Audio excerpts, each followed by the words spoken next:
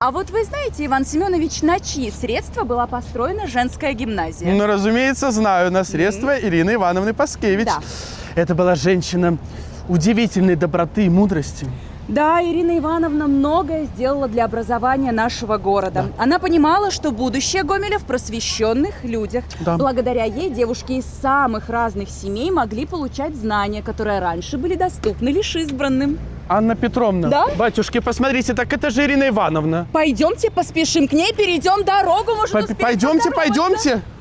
Шматлікія экскурсанты уважліва перасякаюць былую мільённую, а зараз вуліцу Білецкага, спяшаючыся насустрач новым фактам і ўражанням. Прагнуць працягу экскурсіі і тыя, хто ўпершыню пачуў пра Ирину Паскевич і знаўцы гісторыі абласнога цэнтра. В целом экскурсия – это что-то новое для нашего города.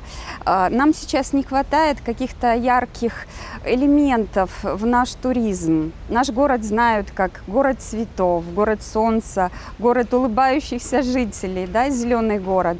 Но, наверное, вот эта экскурсия, она привнесет некий такой своеобразный колорит. Одновременно нас и в прошлое превратит или окунет обратно, и мы посмотрим, какой город сейчас. Ідэя праекта супала са стварэннем у Гомелі турыстычнага інфармацыйнага цэнтра, але заняць месца сярод пераможцаў у конкурсе грамадзянскіх ініцыятыў у яго атрымалася не адразу. Больш за 2 гады шліфавалі тое, што здавалася недасканалым у праекце. І ўрэшце перамога. Гомельская абласная асацыяцыя мясцовых саветаў дэпутатаў дае зялёнае святло і накіроўвае сродкі на яго рэалізацыю. Что касается процесса самой реализации данного проекта, ушло практически полгода. То есть это не легкий путь, это довольно-таки продолжительный путь, потому что касается исторических костюмов, много времени уходило и на изучение, то есть на детализацию, где-то описание. Конечно, они не подлинные исторические, они стилизованные. Дзеля гэтага члены групы праекта грамадзянскай ініцыятывы да дробязяў вывучалі асаблівасці перыяду сярэдзіны канца 19 стагоддзя. Разам з імі паглыбіліся ў матэрыял і акцёры маладзёжнага тэатра і навучэнцы каледжа мастацтваў імя Сакалоўскага.